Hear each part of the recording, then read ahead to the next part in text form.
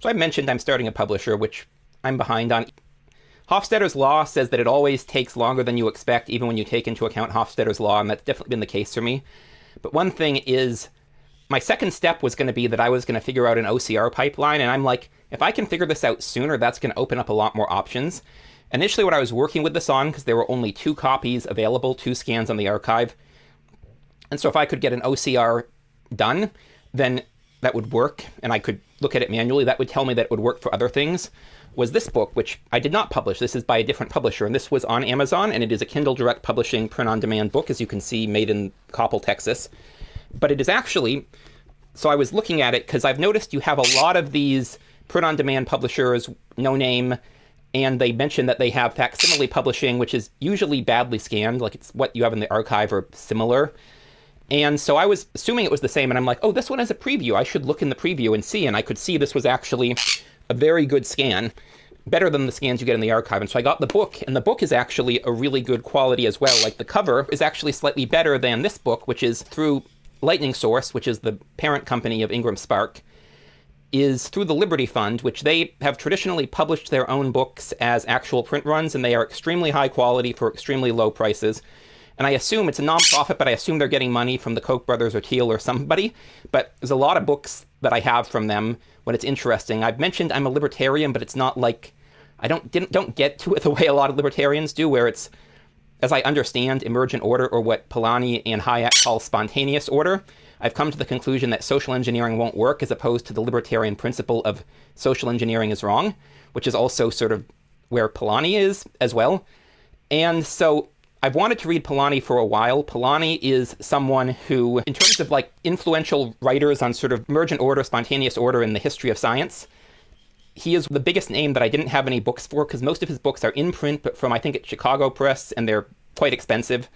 And so I've held off, but this one was $15, and it's not, the thing is, it's actually slightly, even though generally Lightning Source is considered a better print-on-demand publisher, it's actually slightly worse quality than this book, which is published by the Gestalt Journal in Maine. So this is clearly someone who has a similar idea that I do. And I want to address why this was a book I was even considering, which is, so this is a foundational text in introducing this idea of holism, which was a big impact on Joseph Needham, who I have talked about. And I still haven't shown the book, The Man Who Loves China, or I have an abridged version of one of his, like, the Science and Civilization in China, because that is a huge work that still isn't finished. But The Man Who Loves China sort of talks about the history of the work, and he was heavily influenced by the work of Smuts. Plus, Smuts was the first president of South Africa, so it was surprising to me. Like, I was like, this has to be a different Jan Smuts, right? But no, it is the one who was president of South Africa, and he just had an interest in this and was a major person developing holism. So I'm, given that this is actually a quality trade paperback and a good scan, I'm actually not gonna, this is not going to be in, even when I get OCR, one of my first print runs. Once I get to offset printing and I have hardcovers, I will probably do a version of this. But this was actually, I was really impressed by this. And I'm like, I should look at some of these other presses that I had been ignoring to make sure I'm not essentially duplicating effort doing what someone has already done. And so I noticed this one. And Spencer I would do regardless, because I think he's so important, and nobody has like a complete collection of all of his works in decent quality. But they had a preview, and it looked good, and it was $10, and so I ordered it, and I could see they'd done the margins well in terms of offset. But you can see, first of all, the margins are tiny, but then the other thing, even though they have the longer margins inside, and then the thing that really bothers me is the text size relative to the page size makes it just annoying to read. And so this one's $10, so if I'm doing an Amazon return in a month since I bought it, I will return it. Otherwise, I'm just going to keep it. And again, I was going to do Spencer regardless, because I want there to be a complete set of all of his works, and I'm going to have to do OCR, because only half of them are available on Gutenberg. Half of them will come out. I mentioned I have something I want to pursue with the cover, but I can't look into that until a couple weeks from now. And at the rate things are going, it might actually be that Herbert Spencer, and this, my version of this is actually one of the first books I put out. But I thought this was interesting, and this is honestly kind of a filler video to keep me on pace, because I've been doing a bunch of other things in these past weeks, especially last week, and I had a bunch of things that had deadlines that I needed to do. And so I'm like, I need to want to get videos up through Sundays. If you're seeing this, that's kind of why, but it's still interesting that, first of all, that you have this small press, which, so they didn't buy ISBNs, which is why it doesn't have a name, but it actually, this one is actually quality. And if I can see other things in the Gestalt press that I want to get, I'm like, okay, they're showing, this is, you can do quality print-on-demand paperbacks through Amazon.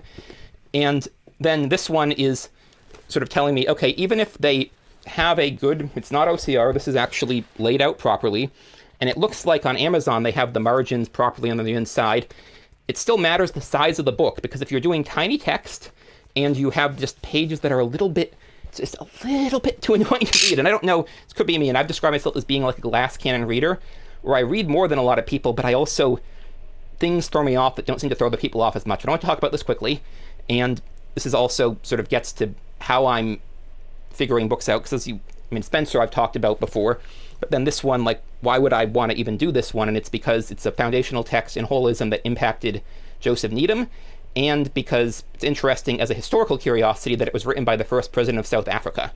But again, this press, Gestalt Press, this is as good as like most academic press, like print run trade paperbacks, which shows academic presses could do their print-on-demand books, even doing through Kindle Direct Publishing, as good as their print runs if they wanted to, they just choose not to. So anyways, thanks for watching. I'm Magpie, this is Leela, and I'll see y'all in the next one.